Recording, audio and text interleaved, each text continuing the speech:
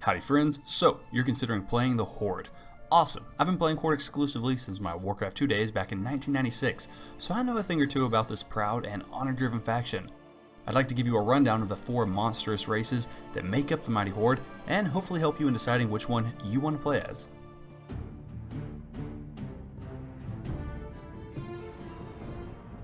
Orcs. Orcs are the core race of the Horde, mostly because every race within is actually just an addition to the original Orcish Horde that invaded Azeroth so long ago. Their available class options are the Hunter, Rogue, Shaman, Warlock, and of course Warrior. Horde racials generally give more offensive abilities, while Alliance generally have more defensive abilities, though Undead with Will of the Forsaken is an exception to this rule. More on that later though. Orcs' activated ability is Blood Fury, which increases their base melee attack power by 25% for 15 seconds. This is incredible for any melee class, such as Shamans, Rogues, or Warriors, but it does come with a side effect by reducing healing by 50% for 25 seconds.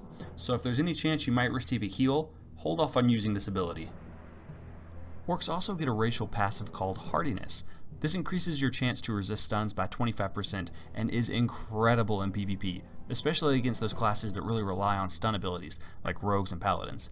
In PvE, however, you won't get a ton of use from this, though it definitely still has its value. They also get Commanding Presence, which is valuable for Hunters and Warlocks because it increases their pet damage by 5%, but outside of those classes, you won't get any use from this ability. Finally, they get Axe Specialization. This increases their skill with axes by 5, which means a 1% hit chance on targets of an equal level. This is nice considering that there are a lot of great axes available as you level to 60.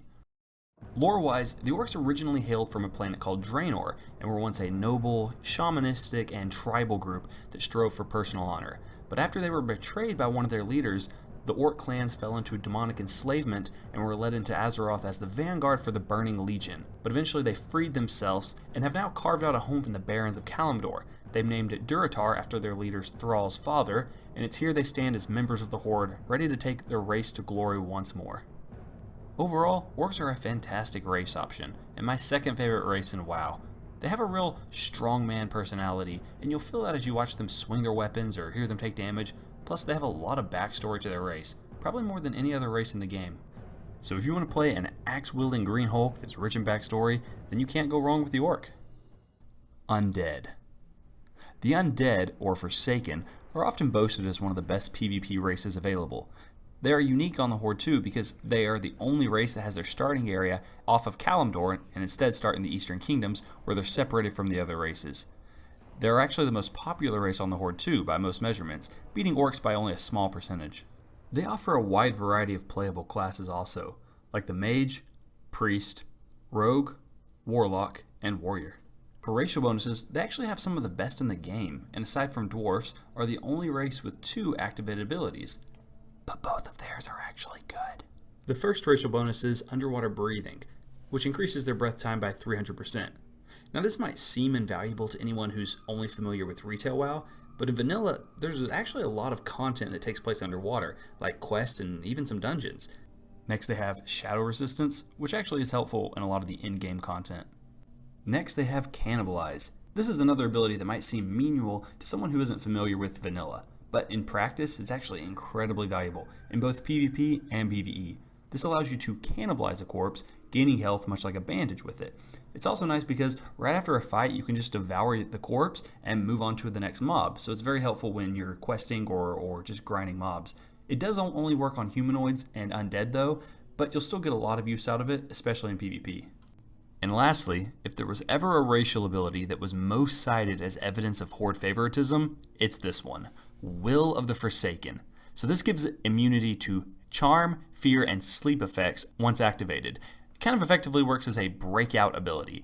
This is valuable in PvP since so many classes rely on fear abilities, which Undead are going to have a huge upper hand against. Lore-wise, the Undead are the plague-ridden survivors, and I use the word survivor loosely, of Lordaeron that were infected by a scourge and unleashed on their kingdom by the Lich King. So these Undead citizens took the name of Forsaken and rallied behind Sylvanas as their leader, who has allied themselves with the Orcish Horde.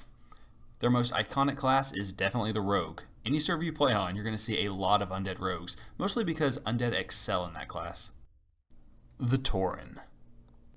As the largest playable race available, Tauren often attract the attention of people wanting to play something with a real intimidating presence.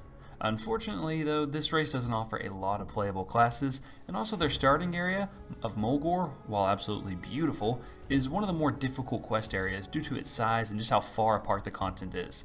But with that said, Tauren are a magnificent race option. Class-wise, they only have 4 playable options. Those classes are the Hunter, Shaman, Warrior, and Druid, as they're the only race on the Horde that can play as one. The Tauren racial bonuses are Endurance, which is incredibly valuable for, well, anyone, especially if you're going to be stacking stamina on like a tank like a Druid or a Warrior. They also get Cultivation. This gives a 15-point skill increase to the herbalism profession, and considering alchemy and herbalism are some of the most profitable professions in the game, this ability is pretty nice.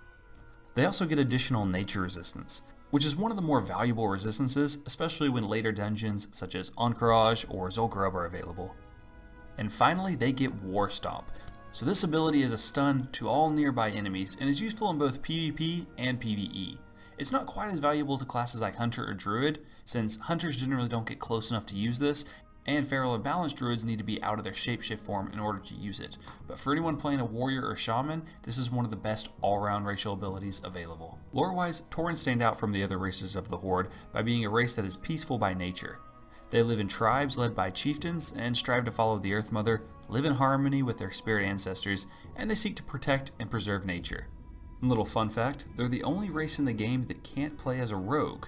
And if you take into account that in the Burning Crusade expansion, neither can Draenei, it's safe to assume that Blizzard keeps up this trend because they don't believe races with hoofs can sneak.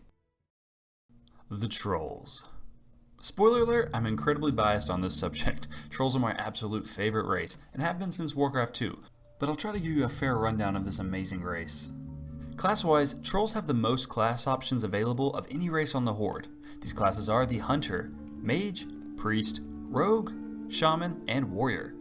Personally, I think a Troll Mage seems a little out of place, but I think Blizzard gave them this option so that the Horde could have a Mage outside of the Undead, so I'm happy. Their racial abilities are awesome and include Regeneration.